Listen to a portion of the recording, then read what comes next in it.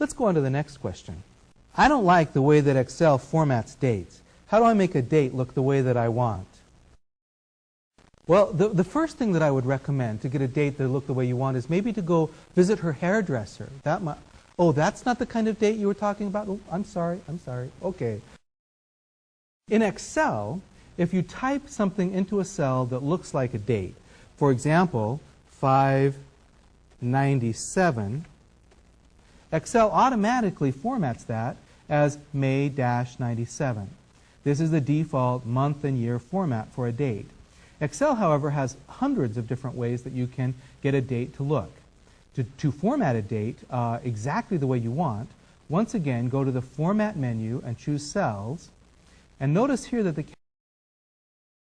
Excel gives you a large number of options to choose from. For example, if you like the longer date form, such as March 4th, 1997, you can select that option.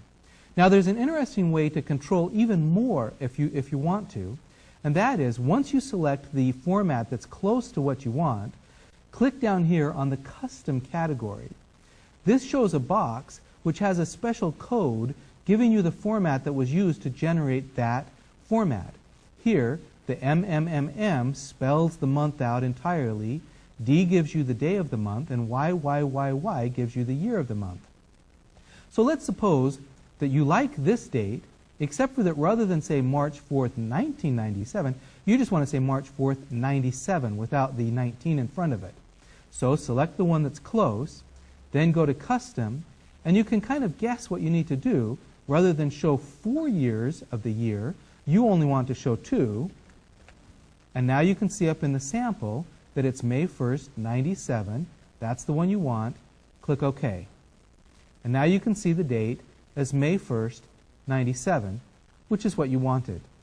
One thing that I need to warn you about with dates and with numbers in general is that if you have a long month in here, let's say, for example, 12/15, which is December 15th, if you try to make the column too narrow, then Excel displays the date, or any numbers that are too long, as a series of number signs.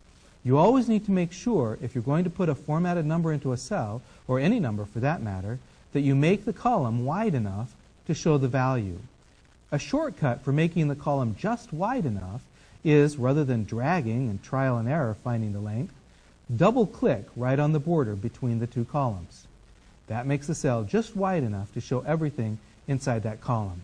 The Format Number dialog box gives you a lot of control over the way that numbers are formatted. You can use it to format currency, you can use it to format dates, you can also use it for percents or for other options. It's a very useful dialog box to poke around in. Let's go on to the next question. Sometimes when I type a label into a cell, it appears to turn into a number. How do I keep this label from turning into a number? That's a very good question. Let me show you an example of what I think this person had in mind. If we enter some labels into a cell, for example, 0001A, Excel notices that that's a label because it has an A in it. Then you can type 0002B, 0002C, and let's just suppose that these are part numbers, and for some reason 0004 does not have a letter suffix. As soon as you type in the 0004 and press Enter, Excel recognizes it as a number and aligns it to the right of the cell and formats it like a number. How do you make this cell look the same as the other cells, unformatted as a number? Once again, there are two ways to do this. I'm going to show you both ways to do it because one might be easier in some situations and the other easier in others. One way to keep a number from being formatted as a number, to make it look like a label, is to simply type an apostrophe, a single quotation mark, if you will, before you type the number. So I type the apostrophe, then 0004, and then when I press Enter, it stays left aligned and is a label just like all of the other numbers. The other way to keep it from turning this label into a number is to pre-format the cell. Using that same Format Cells command that we've used before, this time, again from the Number tab, go down and select Text as an option. Notice that it specifies here that text format cells are treated as text even when a number is in the cell. The cell is displayed exactly as entered. Now, by pre-formatting the cell, we can type the 0004 without the apostrophe, and it still remains as text.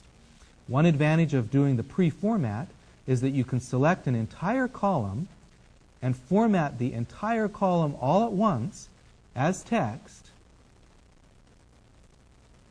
and then type numbers anywhere in the cell, and Excel will not interpret them as numbers, it leaves them as labels. The moral of this story is that if you only have one item that you want to enter into a cell and you just want that one to be treated as text, it's a lot of times easier to just type that apostrophe and enter the number.